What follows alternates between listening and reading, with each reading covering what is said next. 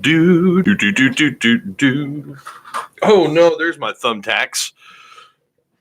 Let's get the chairs to straighten up. Come on, chair, work with me. All right. Okay.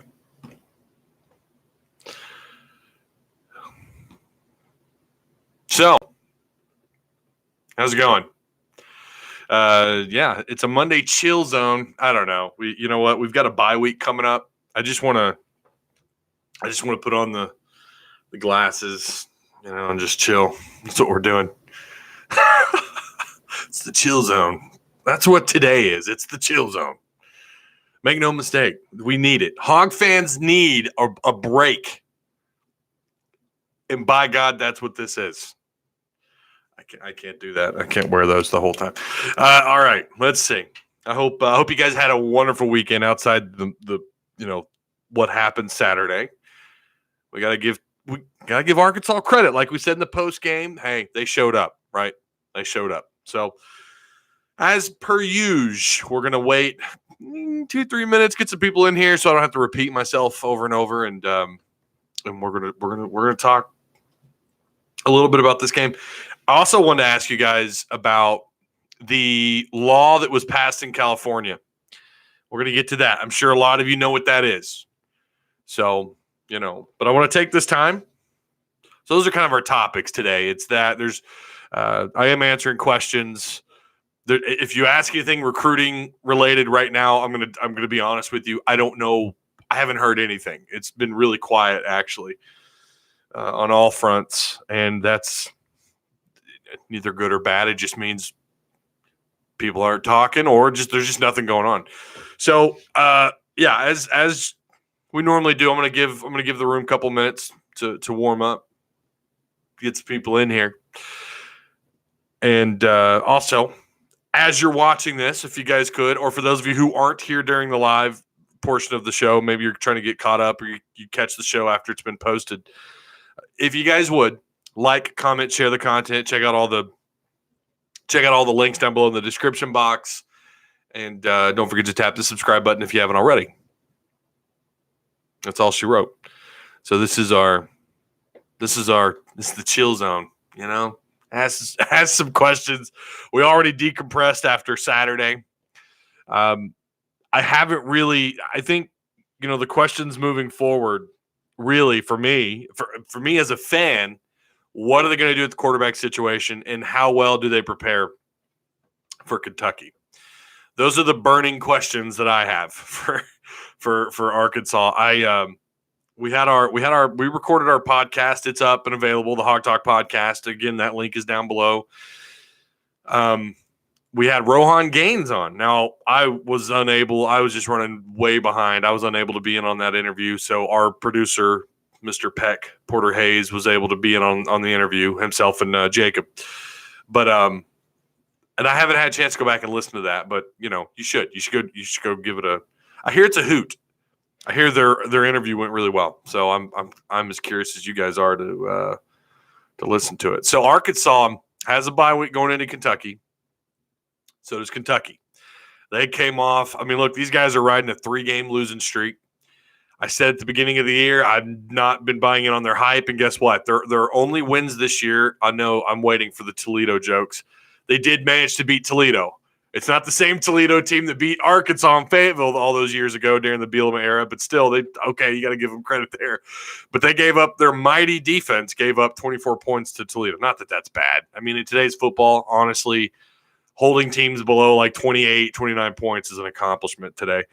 But they did beat those guys. They beat Eastern, I think it was Eastern Michigan, 38-17. Then they're riding a 3-game losing streak. Florida, Mississippi State, and the Florida game was at home, but Mississippi State and South Carolina were on the road. I still don't think Arkansas wins this game because history. I don't see much changing, right? Like I don't.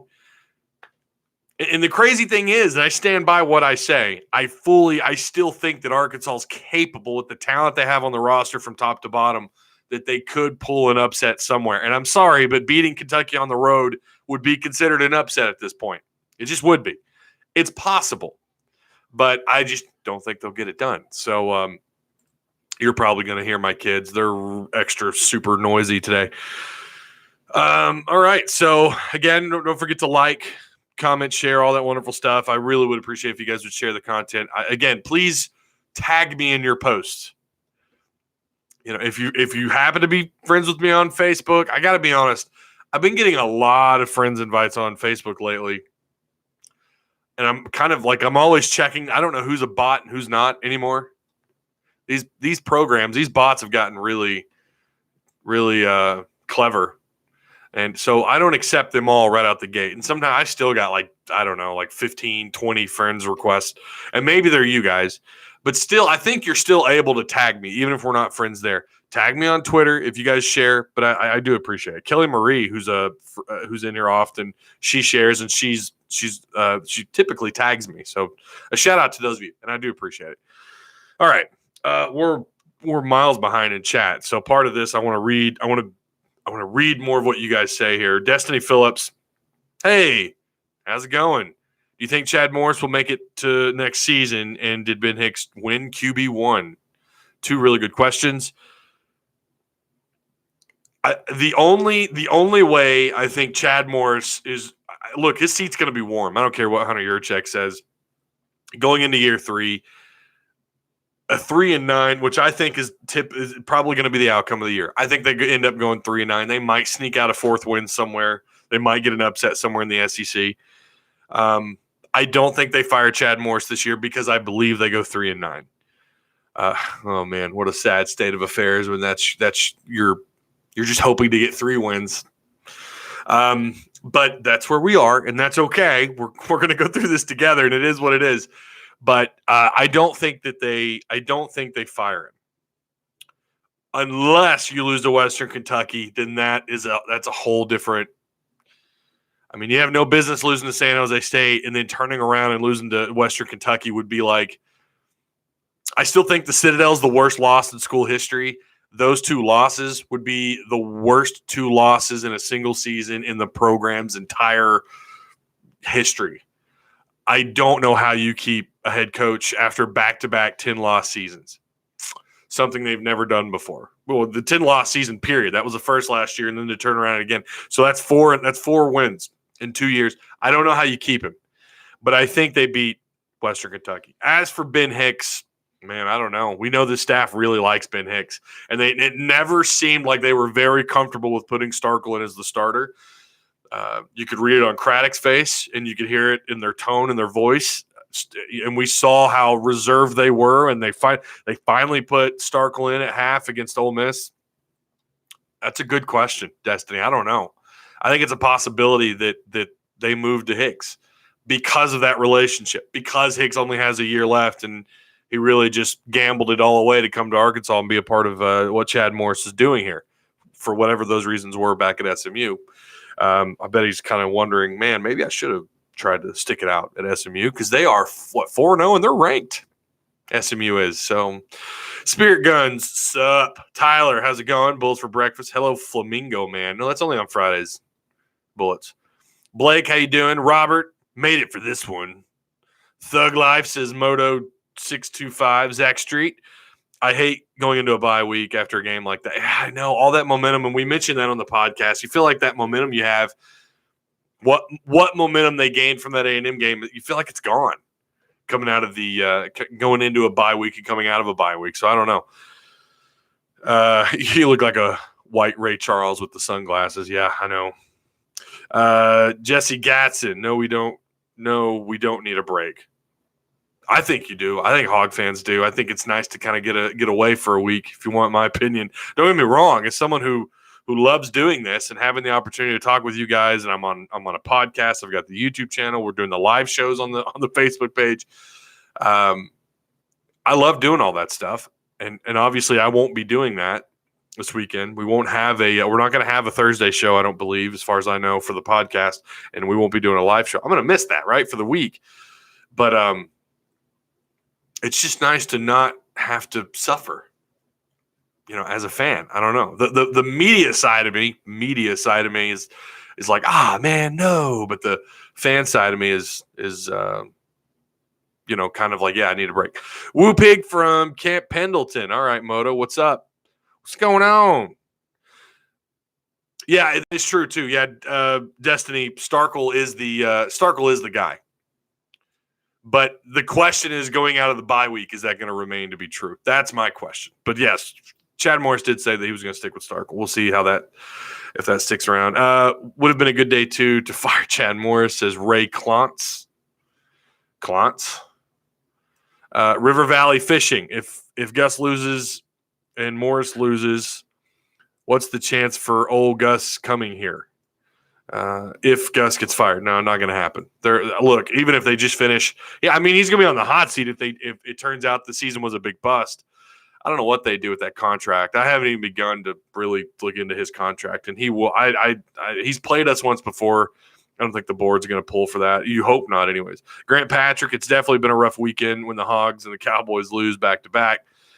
My Rams lost too to the freaking Tampa Bay Bucks. That law may end Alabama's dynasty. I highly doubt it, Blake. I highly doubt it, because who out west is winning championships? I mean, really, the Pack can't even make the playoffs. And Alabama, combined with Nick Saban, combined with the success, combined with the fact that they're an NFL factory, they're not going anywhere. It's going to take a hell of a lot more than California law to dethrone Alabama. It's going to take Nick Saban stepping down and Alabama making a bad coaching hire. Ashton never make it for the streams, but made it for this one. Welcome, Ashton. Jeremy Darhash, no Gus. Preston Reedy, I'm proud of the way we played Saturday. It just gets old with all these heartbreaking losses to A&M. Man, isn't that the truth? Ronnie, what's up, Ty? Virginia Beach, what's going on, Ronnie? Hope all's well. Destiny Phillips, that's okay. Starkle is a beast.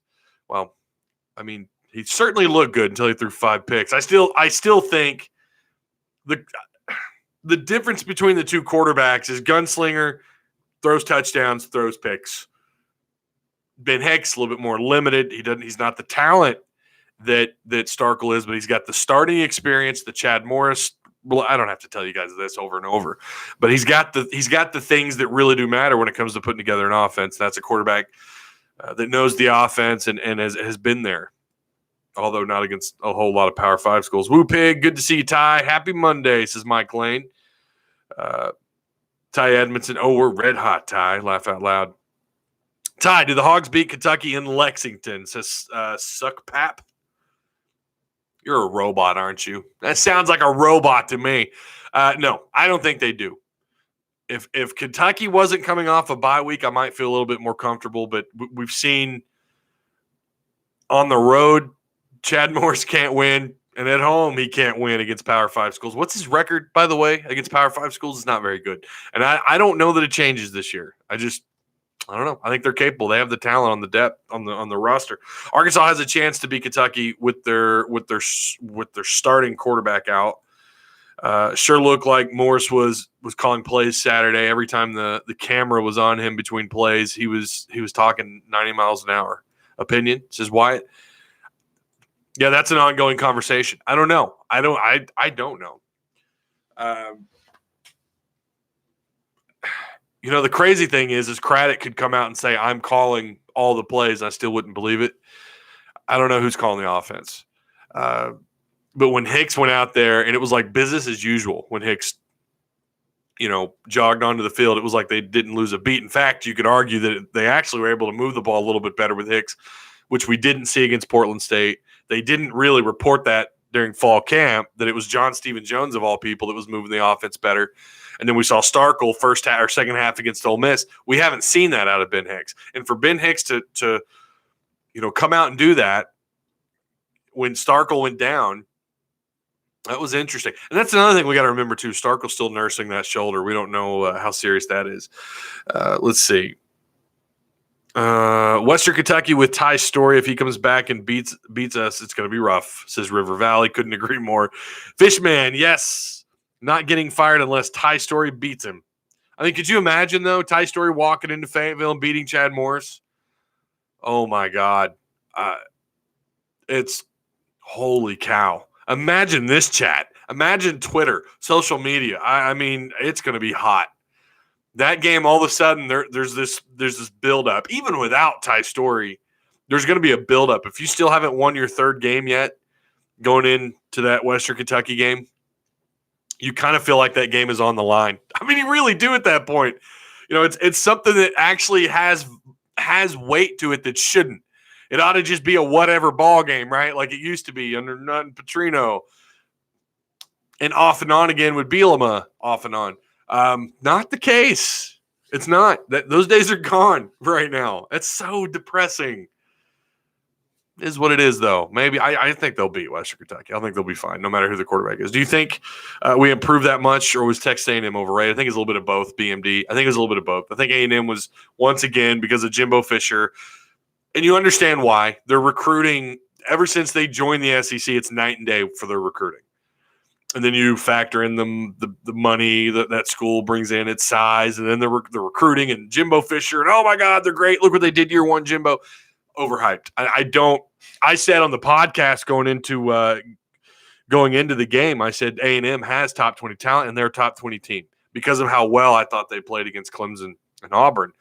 I don't know that they should be ranked. They're a bubble team, but I don't know if they should be ranked. We have beat the Bengals 6 times in a row. Oh, you must be talking Spirit Guns. You guys must be talking NFL. I don't know. Imagine Ty Story has like 500 yards passing against us. What's the scenario if that happens and you still win? Destiny Phillips, I'll take 3 wins. If we lose to Western Kentucky, he's out. He's out that day. Bring back Nut. For some reason, I guess #Nut got that comment flagged. Let's see. I got to get caught up on chat here. Imagine not having to suffer as a Razorback fan. But that, you know what, though? It's so much. How many people do you know? And I'm not, our producer he's born and raised in Ozark, Arkansas, right? The Hillbillies. He went to high school there. His dad, he has a I don't want to say an emotional connection, but he has a connection to Clemson. You get that connection. It's like me and the Cardinals, okay? I was raised a Cardinal fan. If anything happened in St. Louis, hell, they've got a soccer team now, I think. I'm probably going to root for their soccer team. It's the reason why I ever became a Ram fan. So I get that connection. You have some sort of emotional attachment to the game or to the team. But these fans, I know a guy, I'm not going to say his name, but he's the biggest ass I've ever met in my life. He's a Florida State fan. And I can remember during the Petrino era, even during the Houston Nutt era, we worked together. I don't want to give away too much for anyone who knows me personally, but we worked together for a certain retail giant, the sister company of the retail giant that used to be in Springdale. Then we moved to Fayetteville, across from the Fayetteville Auto Park. But anyways, he's a rough personality. He's a good guy, deep down inside good guy, but he's such a Florida State fan. And no one ever knew why. He's born and raised, I think, in Northwest Arkansas. As far as I know, his whole family, everyone's Razorback fans, but he was cheering for Florida State. That's his team. And I struggle with it. I used to really struggle with it. Like, why? But then you could kind of understand. It's easy to be a Florida State fan. It's easy to be. When USC was winning, do you know how many USC plates you would see outside of Northwest Arkansas? Like, or when Oklahoma was bad, they were nowhere to be found. In Siloam, in Fayetteville, nowhere to be found. When they were bad in the 90s before Stoops came along. Stoops comes along, they win the championship, I think his second year, and there's OU fans everywhere. It's easy to be a fan of winning programs. To me, it says a lot more about fans that stick around during the bad times. These are the bad times. These are like Gotham City, no Batman yet to show up to save the day. That's what these days are, right? Joker's just running around, Penguin, like that would sound more like Popeye, but that's what you've got going on in Fayetteville. And you're waiting for Batman to show up, and that's your head coach. That's the guy that's going to take them to the next level. Some people think it's Chad. Some people think he's Bruce Wayne. God, we really went to a nerdy side of this conversation, didn't we? But it says more about a fan base that sticks around through thick and thin. It just does. I'm not going to lie. I've struggled with it, especially when I was younger. When I was younger, when Arkansas, Houston, what was that, 04, 05, when they were really bad, Darren McFadden's like freshman year, they were so bad.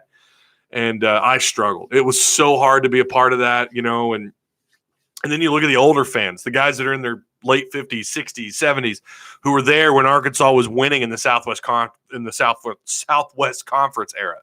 Like Arkansas was considered, one of the better teams in that conference. And you had A&M, you had Texas, you had TCU, you had some programs that were off and on pretty good. Baylor off and on. SMU, when they cheated, were pretty good there for like 3 years when they had the Pony Express. You think about those fans who stuck through the 90s, through the awful decade that was the 90s until Houston Nutt came along and kind of saved the day. It says more about those fans than the guys that leave because they're bad. To me, and I'm sorry if you're a LeBron James fan, but I do not understand. I don't understand following a winning franchise because they're winning or a winning player because he's winning. Every team LeBron, you've got that guy in your family or someone you work with. Everywhere LeBron has been, they follow. It's easy to be a fan of that. And I'm victim of that too. I'm not innocent in all that. I was off and on. I watched Larry Bird as a kid because that's all they would play around here was the Bulls or the Celtics, the Larry Bird era. I chose not to follow Chicago. I just, if there was an NBA game on around my family and our household, it was the Celtics.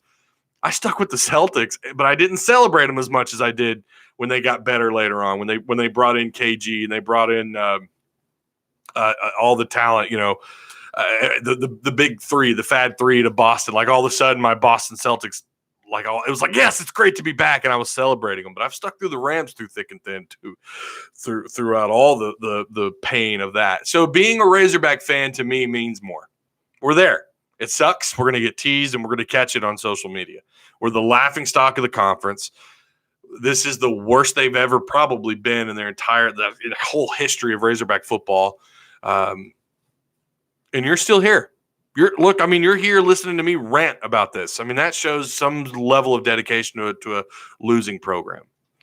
I don't know why I went off on that. I wanted to talk more about the California stuff than I did that, but it's easy. It's, someone mentions the Patriots. Look, there's nothing wrong with that. Around here, you get like cheering for the Cowboys. They're close. The Chiefs, even the Patriots. They're not close, but they've been relevant for like God since I was like a sophomore in high school. When they beat my Rams in the Super Bowl, their first Super Bowl in the Tom Brady era. You understand that because people probably grew up, An interesting history lesson, though. For those of you, I hear this a lot. Why are there so many Cardinal fans in Arkansas? Why are there so many bing bong, 2019 NL Central champs, by the way? At least one of my teams is doing good so far. Not that the Rams are bad. They're 3-1. They did lose to a bad, or I don't know what Tampa Bay is, but they shouldn't have lost that game at home. But interesting story. So really fast, back in the 40s and 50s, baseball was kind of hard to come by. And the only thing that came on around here on radio was guess who? The St. Louis Cardinals. So my grandpa, that's kind of how our family got started. But they lived in Clarksville or that area of the state. The only game they could pick up was the Cardinals. That was it. You didn't get anybody else. That was the only pro team you ever listened to. And then obviously the Razorbacks still reign supreme. That was the only way. So they grew up. My grandpa grew up. And actually, ironically, my great-grandfather moved to St. Louis, took my grandpa with him, and he owned, we still don't know if they were pubs or if they were something else. We don't know what they were. He committed fraud. He left the city of St. Louis. He left my grandpa there with his sister, I believe, and he ended up hiking back down to Fort Smith, Arkansas. Interesting story, though. I swear to God, you could make a movie about my grandpa Hudson's life. The guy fought in World War II and anyone who fought in World War II is a hero, but that was an interesting story. I always kind of wondered that. And my dad had told me that story about how the Cardinals were just the only thing you could catch. That's why you have Cardinal fans in Northwest Arkansas or in Arkansas. There's why there's so many of them. Just to throw that out there. Anyways, moving on back to the Razorbacks. I think going back to the Kentucky, can you beat them coming up? I don't know. The talent. The question is, how ingrained is Stoops and that staff with that roster? And I think history shows the guy's been there long enough that that's clearly He's won at a certain level that's unexpected at Kentucky, and Chad Morris in his very short time frame has not. When you compare it to Stoops, I just don't like the odds. I don't. I know that's a tough one, but it is. What's crazy is if you don't win that one, I still think you have a shot against Mississippi State. Mizzou, I still have that as a loss, but I'm starting to wonder if it's more of a coin flip. Hogs for life. There's no other choice. Absolutely. You think there'd be more Chiefs fans in Arkansas? Yeah, there's not. I couldn't tell you why. With Kansas City being so close or closer, how much closer is it to Dallas, actually? They're about the same, right? Kansas City from Fayetteville is, 4 hours? Is that right? And Dallas is 6? Something like that. Yeah, it is strange you don't have more Chiefs fans in the area. But there are a ton. There's a ton of Royals fans. Holy cow, especially after they won the World Series. Let's be real. There were some bandwagon fans that popped up. Let's see. That's how my family got started with St. Louis Cardinals. I guess you're talking about maybe the radio. I don't know. Our connection's weird. Our family connection's really interesting. As a kid, we'd go up there every summer. I remember the old Busch Stadium. Ozzie Smith's final year, he hits a foul ball, and I jump up. I've got my glove. I jump up to get it, and I swear to God, it had to be that close to my glove. And the guy one row behind us reached over and got it. My dad gave him this look, and it was this whole thing. But yeah, we used to go to St. Louis every summer, and they've been so up and down. It's been hard to be a Cardinals fan. It's also been hard to sit back and watch other teams clinch the division on your field, and it's also been tough to watch the Cubs have the success that they have. But not gonna lie, when they won that World Series, I was kind of like, all right, cool, good for you, Chicago. Now St. Louis needs to take it back over. Frank Burroughs was all about the triple option, not the wishbone. I think he actually ran a couple of different offenses. I've been a Hawk fan since I was born.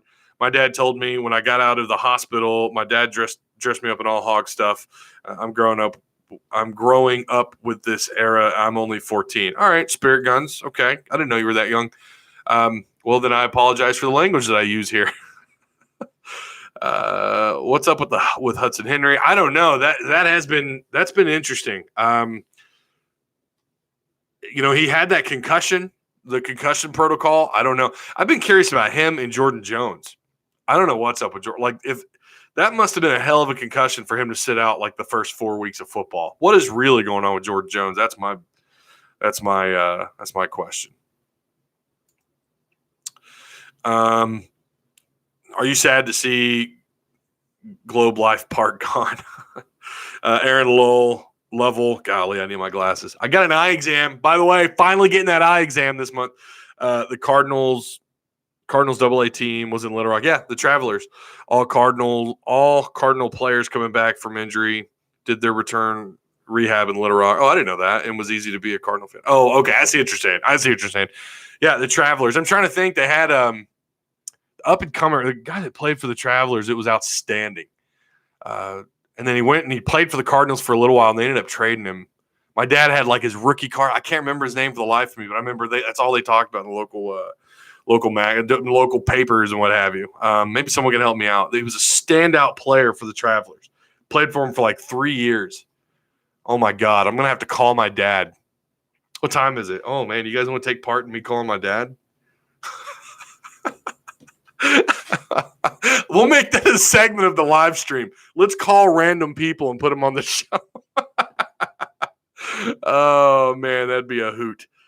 Let's see. Austin, your message just keeps getting held, man. I'm sorry. Clemson should have lost that triple option call. It was so bad by North Carolina. Yeah, North Carolina going for 2. Can you imagine that, though? Look what Mac Brown's doing at North Carolina. Kind of makes you think, doesn't it? Mike Trout was pretty good. Yeah, Trout did play for the Travelers, didn't he? Now, didn't he got traded while still in the minors, right? It's hard to keep up with the farm leagues. Now, thanks to the At-Bat app, you can actually keep up with the farm leagues a little bit better.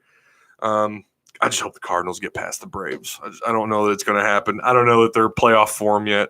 I'd love to see KJ. Okay, there we go. Grant's bringing back the football, the Razorback stuff. I'd love to see KJ have his own package when we get inside the 5. We have such a hard time scoring when we get into the red zone. I feel like he'd mix things up a bit. Yeah, the only problem I have with that is, first off, you're putting a freshman in a really tough situation. And if they don't have the package in by now, then you're not going to install it midseason. Like, that's just maybe that used to work, but that's just not something you do now. Now you've got to have your offense and your package installed before you get into the season, and then you hope to install tidbits as the year goes on. Like, week in and week out, it's all about preparation for your next team. Maybe during the bye week. The bye week is always the adjustment week, right? That's your season adjustment. And I don't see them doing that for KJ, and nor do I think they should. I do agree that the red zone offense has been absolutely horrendous. I don't know what's going on. It's like you get, what was it? A&M had 2 penalties in the red zone, and Starkel turns around and throws a pick. It's like they just can't finish drives. San Jose State, good example. But then you go back to the Colorado State game, right? Like, then all of a sudden they were able to kind of do what they wanted. But there's no consistency in the red zone. Consistency is such a problem with this team. Do you know why Trey Knox didn't play? I've heard conflicting reports on Knox. Something about a hip. I think Burks was still having troubles with either a knee or a hip, and Knox is having issues with a hip. Obviously, Burks was able to play. I don't know what's going on with Knox. I don't know what's going on with Jordan Jones. We'll have to wait and see. What are your thoughts on letting KJ play since Starkel is hurt and it's Hicks last year? Get him ready for next season. Let him play before Chandler gets here. I don't think they're going to do that. I just unless the only way I could see them bringing KJ in is obviously if someone suffers an injury and then whoever starts in his place. Let's say Starkel's done for the year and then Hicks comes out and he's putrid. He's terrible. And then even then, it's probably going to be John Stephen Jones and not KJ. I'm telling you guys, I know everyone, I still remember the guy that commented on one of my videos talking about, KJ runs like Darren McFadden and throws like Ryan Mallett. I mean, let's pump the brakes. If you go back and watch, he's still really raw as a passer. He doesn't have much of the offense installed. They're not going to burn his red shirt if you've got these 2 guys healthy. They're not going to do it. Doesn't mean he won't play. There's a chance against Western Kentucky, tiny window that he might play against Western Kentucky, but they're not going to burn his red shirt. I honestly would prefer that. I don't know. With quarterbacks, I'm a little bit different. With skill position, offensive line, line of scrimmage, linebackers, secondary, I kind of like the idea of just throwing them in there and letting them play, letting them get used to it, let them rotate. That was a theory that Pete Carroll had at USC, and you saw how that worked out for him. Obviously, the caliber of talent that he brought in too was a lot higher, but at the quarterback position, there's such a learning curve. And if you can only install a portion of the offense with a guy, you're very limited. And I think we have seen that off and on with Starkel. And I couldn't imagine. You're not going to burn a guy's red shirt just to put in a play, to put him in for a play in the red zone. That would be foolish, if you want my opinion. Where are you? Let's see. Where are you at on the Starkel interception alarm meter? 1 to 10. Hicks looked good in Dallas. Maybe he felt at home. I don't know. Starkel's touchdown to interception ratio is not very good. And you talk about how early on in the year it is, and how really relative to other starters around the league, his numbers are not holding up. Although, he went 12 of 17 for a pick. That's 5 incompletions. It's not a bad completion ratio, really, but that pick just kind of erases the whole thing. Eric Abar played for the Travelers. Yeah, no, there's someone. I'm telling you guys, I'm going to get my dad on the phone. You know what? I'll text him. While we're doing this. Someone will probably answer before I get this, but let's see. Dad, who was that? I know how he is. He's going to be like, what are you talking about? Dad, who was that Arkansas Traveler?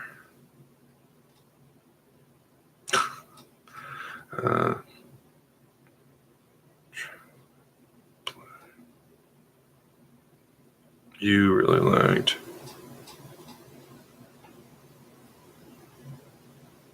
We'll see if he responds. He might even be in here watching. Sometimes he pops in and out. Dad, if you're watching this, tell us who that Traveler was. The guy was amazing. I can remember he got his rookie card and was like, this guy's going to change the whole – he's just going to turn the Cardinal organization inside out. Let's see. Knox took a hip shot in one of those games that's been plaguing him. Yeah, that's right. Yeah, so Knox had the hip problem, and I think it's kind of been ongoing. KJ is a diamond in the rough. It's just going to take a little time to and polish, but then he may be a beast. Yeah, he's got it. Look, man, and that's the thing. You're not building Clemson over here. You don't have a Trevor Lawrence. KJ is not Trevor Lawrence. I think he could be molded into something pretty special. And I think he's got a pretty high ceiling as a player. I'm all about KJ. He's going to have to be patient. He's got to be coachable. But you just don't throw him out there. You don't throw him out there for a package. And I've heard that a lot, especially since, going back to the Ole Miss game. What is the deal? Why don't they put KJ in the red zone? Let him do something. It's just not smart. You're just not gonna burn a red shirt on the hopes that maybe he can transform them in the red zone. Explain to me SMU breaking into the top 25 after losing coach, OC, and quarterback, all of which transferred to Arkansas. Oh, no, you didn't. That's a good one. Yeah, I don't know. What is the deal? Brock Bond. I don't know who that – maybe – okay. I don't know who that is. Is that Traveler? I have no idea. Yeah, if you guys spam, I'm going to just time you out. Treylon Burks is a freak and has a chance to be an all-time great at the U of A. Yeah, we put a poll out on the Hog Talk podcast about no, it wasn't a poll. I'm sorry. It was just a post about Treylon Burks being the greatest, pure athlete since Darren McFadden. That wasn't my tweet. That was Jacob, fellow co-host on the Hog Talk. And I struggled with that at first. Burks is an athlete. I'm not going to lie. Treylon Burks is an absolute beast. But I don't know. I think it's too early to be calling him that level of an athlete. I know on paper he was really good. He's really good. LSU dad speaks really high about KJ. Yeah, he does. Yeah, he does. I saw that. It's interesting to see an LSU fan defend Arkansas as much as LSU dad too. BB Smith, what's up, man? Let's see. I don't know what you're talking about. Well, my dad says it's Oscar Taveras, but that's not who it is. That's not who it is. Early 2000s-ish. See, look at this. Now we're all like, no, not the guy that got killed in South America. No, but he was good. You guys remember him? Oh, he was going to be a beast. Everyone thought he'd be the next Pujols. I thought he was a little overhyped, but yeah, he was pretty special. I remember that. He got killed in the car wreck. Early 2000s. And did he play for the Travelers? I thought it was Memphis. JD Drew. Boom. That's it. JD Drew. Thank you. Oh, my God. Yes. JD freaking Drew. That was him. Thank you. My dad has all of his rookie cards. He's going to be the greatest. All right, dude, Edward, you're gone. You're spamming. No thanks. Put user in timeout. You're in timeout, mister. Yes. Thank you. Oh my God. JD Drew. Yeah. He's all like, no, what are you talking about? JD Drew. Yes. Yeah. Let's see. All right. Now, the last thing we're going to talk about, and then we're going to end it. We're going to talk about the California law. Now, I don't know the name of the law per se. I was going to pull that up really quick. But most of you know what's going on here. I want to get the subtext really quick. College football, California news. Okay. California governor signs plan to let NCAA athletes be paid. USA Today has an article out what it means, how California bill will impact college sports, and what comes next. Now, I haven't done a whole lot of digging in terms of the aftermath of what could happen from this. It's Newsom, who's a douche. Their governor's a douchebag, just going to say it. But I'm not going to give my opinion on what I think of it. Well, you know what? I'm not afraid. I will. I do think players should be paid. I agree. They get a lot of amenities. They get their scholarships paid for, and look, we're going to be paying my wife's fees, and we're going to owe the University of Arkansas. I'm pretty sure we're paying for a new parking lot on campus, and that sucks. We're going to be paying on that for like another 20 years. 15, 20 years. But that's part of a student loan, right? Like, that going into it. At least you should know that going into it. So it's a loan. That's how these things work. California signs into law. The way this works, though, this is not the universities paying for these players. Excuse me, worded that wrong. It's not the universities paying these players owed revenue. This is businesses not affiliated to the university, if I understood that correctly. So, for example, and they talked about this on the radio, if so-and-so, let's say that Arkansas passed this bill, okay, Rakeem Boyd can come down to the local car lot and sign autographs. Well, the car lot could pay him, let's say like $500 or $1,000 or a portion of whatever the proceeds are. That's all this is. Newsflash, this already happens. It's under the table. We know this. This happens across college football. Universities are accused of it constantly. Hell, Sports Illustrated had a whole article on Oklahoma State and what was going on at Oklahoma State. All of a sudden, they're great, right? Like, I mean, come on. I've got friends that are Oklahoma State fans, and, they think it's all bull crap, and Sports Illustrated was a hit piece. And I'll agree. It definitely came off like a hit piece. But this happens under the table. What California has done is said, okay, this is going to happen on the table. There are problems with it. Is there a limit? How does this affect recruiting? Are they going to have a recruiting advantage? Duh. They're going to have an obvious recruiting advantage now. That is the potential impact. Look, I don't get political here, but I'm not going to hide it. I'm a laissez-faire capitalist. I don't like socialism. I'm a capitalist, okay? I'm not Republican. I'm not Democrat. I'm a party that was represented. Okay, that's who I like. Gary Johnson was my guy. Okay, very much a fan of capitalism, and I have a hard time seeing these universities making the kind of money that they make. Yes, they're paying for scholarship, and they get amenities, and they get the stipend. What is it, like $1,000? Is it $1,000 a month? I think. I don't have a problem with them getting a piece of the pie. That's how this thing works. But I'm also on the other side of this where it's like, you know what, though? Who was it today? An NBA player said that the NCAA is like a dictatorship. Hold on. They're not getting treated like crap. Let's pump the brakes here. Rooming, board, food, education, all these things are getting are paid for.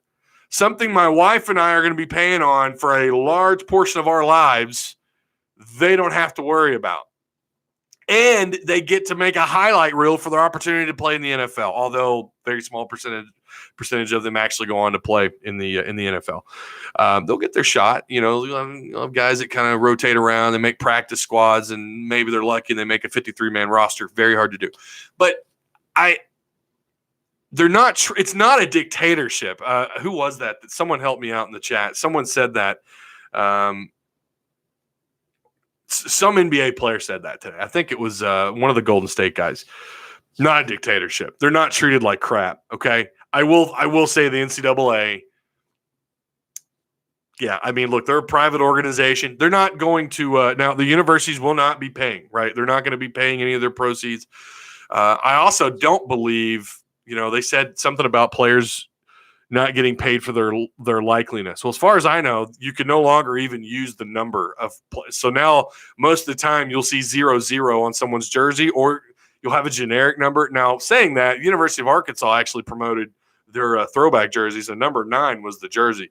So I don't know how that works, but I don't know that the number is necessarily all the likeliness of a player. When I imagine likeliness, I imagine the football game, the NCAA franchise, right, where they were making the players in the video game look like those guys. To me, that's likeliness.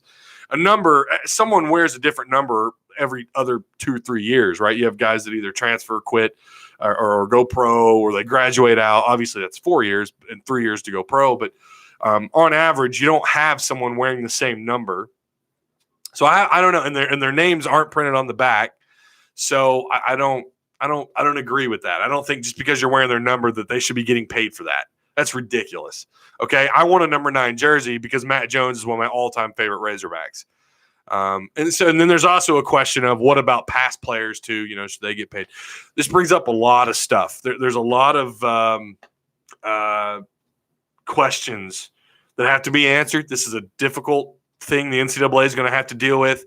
Now there's going to be, this opens the door for legalities and or legal cases in California. You wonder what's next for the state of California and how they're going to handle this and how the NCAA and it's going to be interesting the next couple of years. I'm going to say I would have no problem with the state of Arkansas doing that. It would be awesome if the Hog Talk podcast could bring one of these guys on and be like, hey, we're going to have a live show. We want you to be there. We'll pay you $500 to show up. That'd be great, but we can't do that. If they show up, it's out of the kindness of their heart. I think they ought to be able to make money off that. I have a hard time telling a kid, you know what? No, you can sign the autograph, you can autograph the cards and the jerseys or whatever, but you can't get paid for. I have a hard time saying that to a kid, to anybody. That's not what made this country awesome.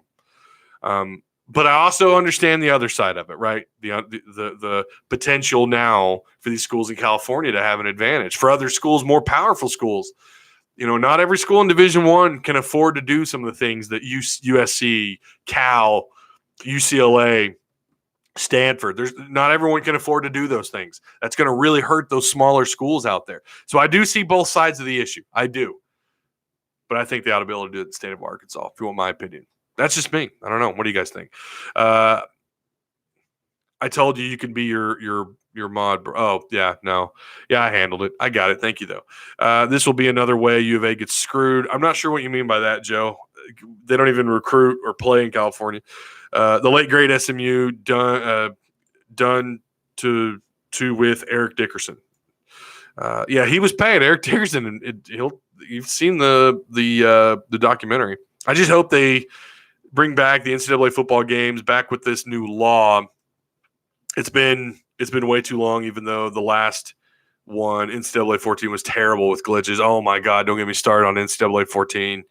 NCAA 14 is pure garbage. It is one of the worst NCAAs I've ever played, and the reason why we cling to it is because it's the only game where you can download updated rosters from the community.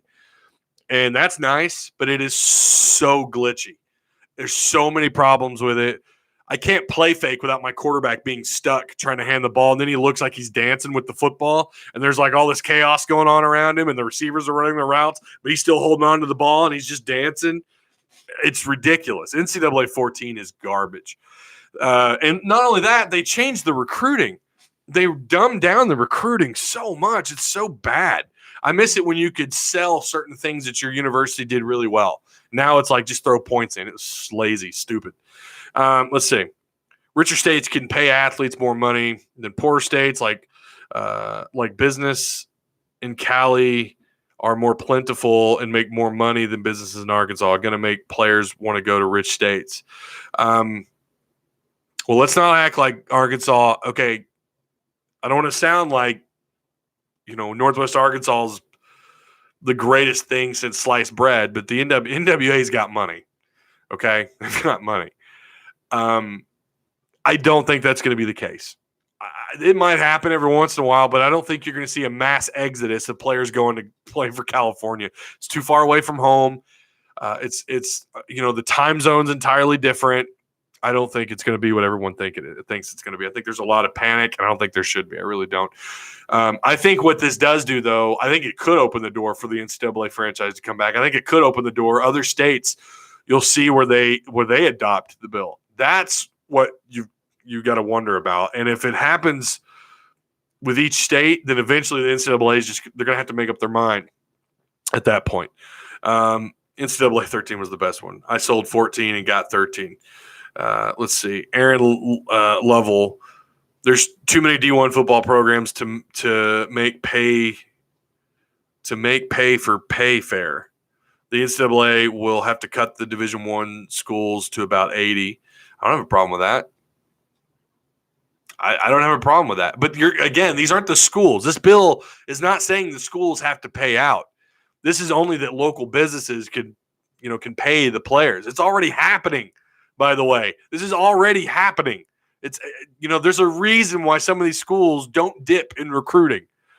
There's a reason why you're going to wait 3 years to see the field. But I mean, let's stop being children about that, right? Like, I can't believe people think that this is just something rare.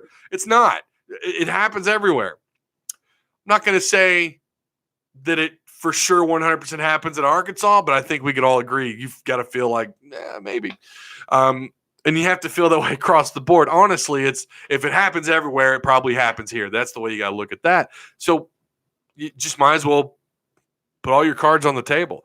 But it's not going to be what everyone thinks. It's not going to be this mass exodus. If anything, it's going to be the other way around, where other states adopt similar bills.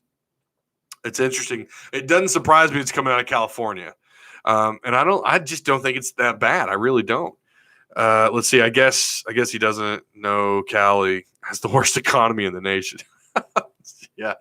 California has, although I think they've rebounded lately. They were in the tank for a while.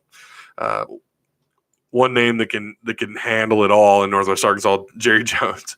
If Boyd came back, what is the ceiling for this team next year? Says Yeet. I don't know. I think at this current pace, Rakeem Boyd's coming back. I have a hard time seeing Rakeem Boyd leaving right now unless he blows up the rest of the year. And it could be one of those years too where he's sneaky good, right? Where he actually puts up, and he has so far. I think he's still averaging north of 5 yards a carry. He's pacing really well to have a good total yardage kind of year, but I don't know if that's going to be enough for him to go pro. Transitioning to basketball, wouldn't it be awesome if Kyrie Walker commits while on his official visit at the Red-White game in Barnhill? Holy crap. I'm so ready for basketball, you guys. I'm not even lying. I'm sure Alabama will adopt the bill. I bet they will. I know we have a great support system with Jerry Jones. Laugh out loud, says Bullets. Chris Montrell, Boyd can come back. Boyd can come back. He wants this team will be as good as the quarterback and O-line play. We'll see. Cam Newton's dad got $120,000 from Auburn. Grow up, kids. This is the real world. It is. We all know that was very, very, very suspicious what happened with Cam Newton. Now that was I can't remember if that was Booster. That happened with boosters. This is happening, people. All this law basically says is you've got to do it on the table. I said this in the Discord, but Dan Mullen looks like Cousin Eddie on the field. Fishman or a Donner, I should say. Mr. Bloodline, I'm not against players making money. I was just worried about losing the very few 3 or 4 stars we've been getting the last few years. I hope you're right. Well, first off, the money that's going to be reported versus what they're really making is what I'm more concerned about, right? But I'm telling you, you're not going to have maybe you do lose a couple of players, but it's not going to be a mass exodus. You're not going to see all these players vaulting out to the west. So I don't think there's anything to be concerned about. I really don't. I mean, it could happen. I mean, you do have to worry about the potential for boosters going out of state, but I highly doubt that they're going to come and grab Arkansas's realistic targets, like players that Arkansas have a realistic shot at. I just have a hard time seeing that happen. And I mean, how many boosters are going to do that? I don't know. I don't think it's going to be what everyone thinks it's going to be, and I could be wrong, but we'll see. We all know. We knew it. We knew it was Shake with Ole Miss, 4-6, got 10 5-star. Oh, I see what you're saying about Ole Miss. Yeah. We knew the cheating was going on, but that was actually straight from the school. That's what was crazy about that, and that's why I thought they deserved a more severe punishment. When you get the lack of institutional control, that's a bad one. Let's see, man. I have the notification bell, and it still didn't notify me. Yeah, we're still having issues with that, Timothy. I don't know what the deal is with that. It's off and on, but sometimes it does, sometimes it doesn't. I don't know if it has something to do with traffic. I'm not a political channel, so I have no idea why it doesn't work for me. It seems like you only hear that happening with political channels. Let's see. You think Musselman or Morris is cheating under the table? It's kind of weird the amount of 5 stars we were gaining interest in. I mean, I don't know. I've not. There's always rumors, but that's all they are. That's all they are right now. I don't think Arkansas is cheating. Maybe, I don't know. It's one of those questions where, like,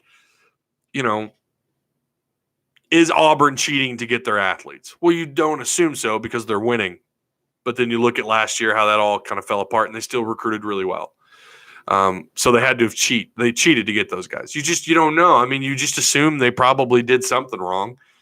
And I think that rule probably applies to Arkansas. They went 2-10. They still had a top 25 class. I don't know. I'm not going to tell you that it doesn't happen. I'll just say that. I will say that Arkansas isn't immune to that sort of thing happening here. That shouldn't shock anybody.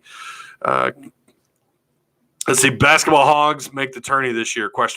So yeah, I have been doing a little bit of reading on the Razorbacks. They're not picked. No, I don't think any preseason magazine has them going to the tournament yet. I don't. I just their size, their lack of size is a concern for me. They've got the athletes. I really wish they could get a couple of those transfers eligible right now. But I think they're we're gonna have to wait and see, right? We're gonna have to wait and see what the product looks like on court. You got a new coach, anything could happen. He could light the world on fire for all we know. Musselman is exciting. Go back and watch some highlights of Eric Musselman. That guy is a fireball on the when he doesn't just sit when he's on the sidelines, when he's on the side of the court. He's not sitting. He is running around. There's one video where he like pushes a ref out of the way to run down to the other side and coach one of his players. That's something they haven't had under Mike Anderson. I'm not saying that Mike was a bad coach. I think Mike was a good coach. I really do. But he was not a very animated guy, and that works for some coaches. But it's going to be nice to have someone fiery like him, like Eric Musselman. I think these guys are going to be, from what I've read, heard, and the people that we've been able to talk to, I think they're going to have a pretty good product on the court. I think they're going to be a well-coached product. I don't know. You're going to be a little limited outside of Isaiah Joe, and Chaney and a couple other guys. I really, and Isaiah Joe, who's probably one of the better shooters in the SEC. But again, outside of him, a lot of question marks. And then you have size to go with that. But they're going to be fierce. They're going to be up and down the court. I think they're going to try and smash the boards. I think they're going to be more aggressive at trying to actually attempt to get a rebound. I just think you're going to have a better or more coached product on the court. I don't know if that translates to a tournament season. Right now, I'm saying no, but anything could happen. Again, Musselman is he's a character. And I love that he's really honest and pretty blunt too. Like, he'll just kind of call it like it is. I love that in a coach. I really like that.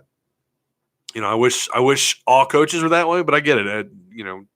Different strokes for different folks. Chad Morris has a direct link to high school football coaches. They love him because he came from them, especially ones in Texas, says Mr. Bloodline. Timothy Whiseant. On another note, I mentioned on Twitter that I'd love to see Mike Leach at Arkansas and tagged him. He liked it within 2 minutes. There is hope. Wow, I didn't know that. Listen, I said this last year. The guy wanted to come to Arkansas. When all this was going down, Leach wanted to come, and I thought there for like a day he was going to be the next coach at the University of Arkansas. I think it'd be a great fit. I don't know how well he would recruit. We know he's got connections in Texas. We know he can recruit in Texas, but it's a little different because from what I understand, the recruiting really didn't come on fire until the last couple of years. I mean, outside of Michael Crabtree. And I don't even remember if Crabtree was one of his or not. I can't remember if he walked in and Crabtree was already there, or if he recruited. But regardless, you saw what he turned him into. He was a monster at Texas Tech. He produces talent. You've seen what he's done at Washington State. He wins, and he develops good offensive talent. And I'd like to see that here. But maybe Chad Morris is building something. I don't know. Maybe the people that are saying you got to give him 3-4 years, I'm not going to say that they're wrong. It's hard to say that you're wrong.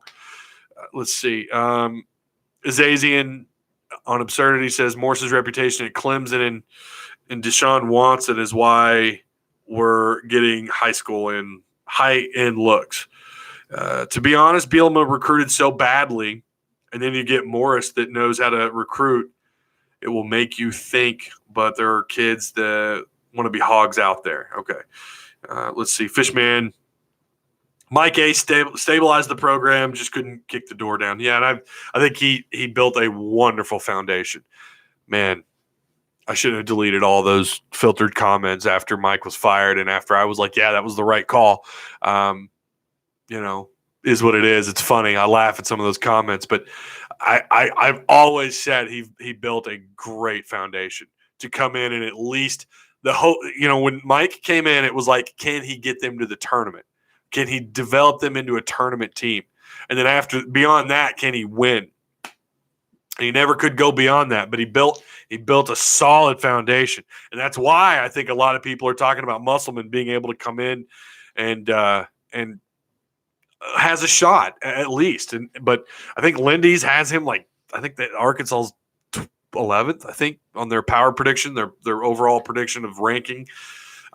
So there's still questions. Mike didn't leave a whole lot of size. And to be honest with you, although the foundation is there's at least some level of excitement. He didn't leave the cupboard bare, but I don't think it's what it should be. NCAA football is awesome. You're just not good at it, laugh out loud. No, I'm good at it, Matt. I'm actually really good at it. But no, it's terrible. Sorry. Tell that to my glitching quarterback who stands in place after trying to play fake. He just holds on to the ball and dances. He looks like I was going to say he looked like Alex Collins, but Collins actually looked good doing his dance. The thing with Leach, though, is his system doesn't need 4-star players. Look at what he did at Washington State and Texas Tech.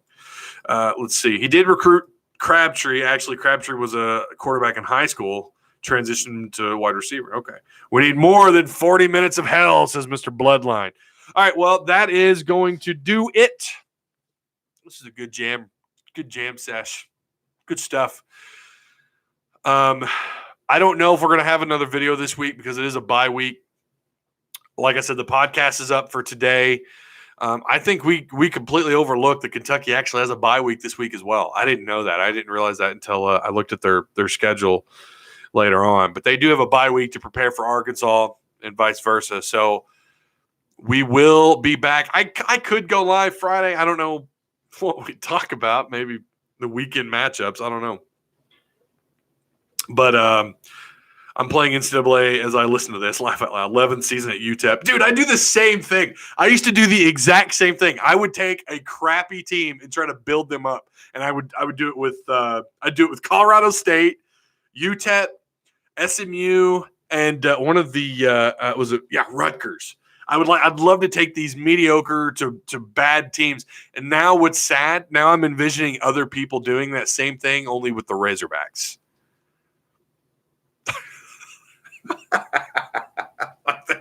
That's so sad. But I used to love doing that. Just building these teams up, getting these 2- and 3-star athletes and trying to turn them into something. Let's see. Ace of Valentine gonna hit the Hog Talk up. That's right. You go hit it up. Oh yeah, like we do every live stream. Before we go, I will. I'll throw you guys the link for anybody that's interested. Throw that out there really quick. So if you want to, oh crap, what did I do? Oh, that's not it. Go away. There we go. There you go. Okay. The Vegas line is out. Arkansas is -3 to open. I'll bet the Hogs. I'll bet the Hogs. Cross your fingers, says Aaron Level. Is it Level? Like Apollo 13 level? Or is it Lavelle? I'm sorry if I'm butchering. Timothy says, Hog Talk is great, y'all. Thank you. I appreciate that, Timothy. It's really cool. By the way, what is Discord? It's an app you can have on your phone. We've got a lot of people in there. It's just a way to connect to Hog fans. It's not like Facebook or Twitter because those are posts, right? Where this is more like a private chat room for you and fellow Hog fans. It's been really cool. We've been able to share recruiting information in there, what little's happened over the last couple of weeks.